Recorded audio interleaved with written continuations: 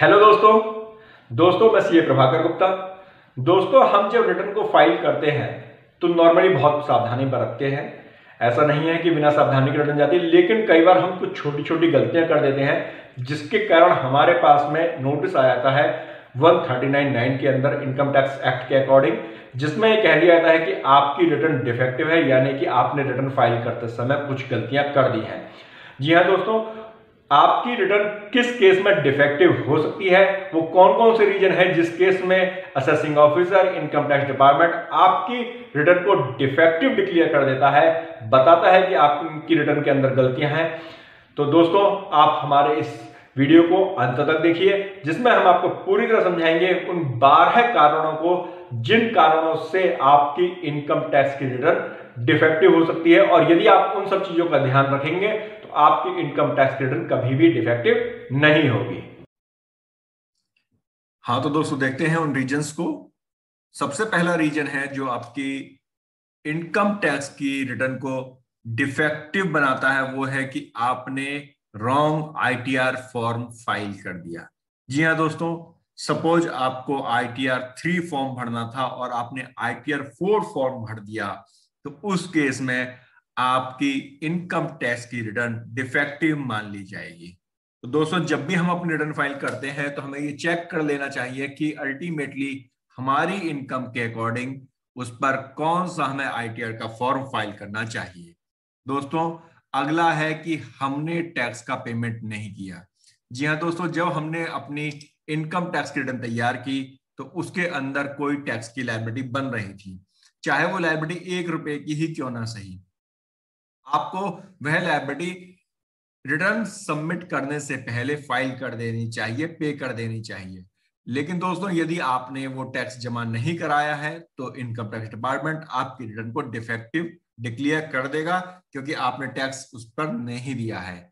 इसी प्रकार से आपने tax paid but challan detail not provided, यानी कि आपने टैक्स का पेमेंट तो किया, आपने टैक्स जमा करा दिया डिपार्टमेंट को चालान के थ्रू, लेकिन आपने अपनी रिटर्न के अंदर चालान की डिटेल प्रोवाइड नहीं की कि किस चालान के थ्रू आपने टैक्स का पेमेंट किया है। तो डिपार्टमेंट कई बार क्रॉस चेकिंग नहीं करता है और उस केस में उसे ये लगेगा कि जी आपने टैक्स की डिटेल जो डाली है, टैक्स पेमेंट की जो फिगर डाली है वो आपने ज्यादा डाल दी है, जबकि चालान की जो डिटेल है वो कम की है, तो आपकी रिटर्न को डिफेक्टिव कर सकता है। इसी प्रकार से आपने टैक्स का पेमेंट किया लेकिन आपने गलत चालान की डिटेल डाल दी, यानी आपने चालान नंबर गलत कर दिया, या चालान की डेट गलत कर दी, या चालान का अमाउंट आपने गलत कर दिया। गलती से आपने कोई भी गलती छोड़ दी जब आपने चालान की इंफॉर्मेशन भरी थी, तो उस केस में भी आपकी इनकम टैक्स की रिटर्न डिफेक्टिव मान ली जाएगी। इसके अलावा TDS amount claimed in ITR is differ from TDS amount shown in Form 26AS। दोस्तों, जैसा कि हम और आप जानते हैं कि Form 26AS के अंदर TDS हमारा अगर कुछ कटा है तो उसकी इंफॉर्मेशन होती है। तो यदि हमने अपना TDS अमाउंट जब रिटर्न में जो क्लेम किया है वो यदि 26AS से मैच नहीं करता है तो उस केस में भी इनकम टैक्स आपकी रिटर्न को डिफेक्टिव डिक्लेयर कर देगा। तो जब भी आप अपने रिटर्न को फाइल करें, ये जरूर ध्यान रखें कि आपने टीडीएस उतना ही क्लेम किया है जितना फॉर्म 26AS में दिखाई दे रहा है। इसी प्रकार अगर आपने income claimed in ITR is differ from total amount credit shown in form 26AS, तो इसी प्रकार यदि आपने अपनी आईटीआर में जो इनकम डिक्लेयर की है, जो आपने ग्रॉस रिसीट डिक्लेयर की है, यदि वो आपकी 26AS में जो टोटल अमाउंट क्रेडिट की फिगर है उससे कम है, दोस्तों यदि ज्यादा होती है तो कोई दिक्कत नहीं होती है, क्योंकि 26AS जरूरी नहीं है कि 26AS के अंदर सभी के फिगर्स आए, क्योंकि बहुत सारी कंपनियां के साथ आपने बिजनेस कम किया होगा और उन्होंने आपके साथ बिजनेस करते समय टीडीएस नहीं काटा होगा। तो यदि आपने अपनी इनकम को ज्यादा दिखा दिया है, 26AS में जितनी दिख रही है उससे ज्यादा, तो कोई प्रॉब्लम नहीं। लेकिन यदि आपने अपनी टर्नओवर को, ग्रॉस रिसीट को आपने 26AS से कम करके दिखाया तो उस केस में आपकी रिटर्न डिफेक्टिव मान ली जाएगी। दोस्तों, अगला है tax paid but income not shown in ITR. जी हाँ दोस्तों, कई बार होता है कि आपने टैक्स तो जमा करा दिया लेकिन उसकी इनकम आईटीआर में नहीं दिखाई। जैसे कि फॉर एग्जांपल कि आपका टीडीएस कट गया रेंट के ऊपर, कंपनी ने रेंट पर टीडीएस काट करके जमा करा दिया था और आपने जब रिटर्न फाइल की तो आपने रेंट की इनकम ही नहीं दिखाई, या आपका इंटरेस्ट पर टीडीएस कटा था और आपका टीडीएस जमा हो चुका है गवर्नमेंट के पास में, लेकिन आपने अपनी इंटरेस्ट की इनकम नहीं दिखाई। इसी प्रकार से nature of income wrong shown in ITR. तो जैसा भी हम ऊपर भी बात कर रहे थे कि आपने या तो अपने इनकम नहीं दिखाई या आपने इनकम दिखाई तो गलत नेचर में दिखा दी। यहां पर भी फिर एग्जांपल के साथ हम बात करेंगे कि सपोज आपकी इंटरेस्ट से इनकम हुई और आप बिजनेस करते हैं, आप सैलरीड पर्सन है, तो उस केस में interest income from other sources में जाती है और आपने उसे गलती से आपने बिजनेस इनकम में दिखा दिया या उसे सैलरी इनकम में दिखा दिया, तो उस केस में भी क्योंकि वो अदर सोर्स की इनकम थी आपने उसे बिजनेस इनकम में दिखा दिया या आपने उसे सैलरी में दिखा दिया, तो उस केस में आपकी रिटर्न डिफेक्टिव मान ली जाएगी। नेक्स्ट है दोस्तों books of accounts not maintained. यदि दोस्तों आपको books of accounts as per income tax account mandatory था मेंटेन करना और आपने अगर बुक्स ऑफ अकाउंट्स मेंटेन नहीं की है तो भी आपकी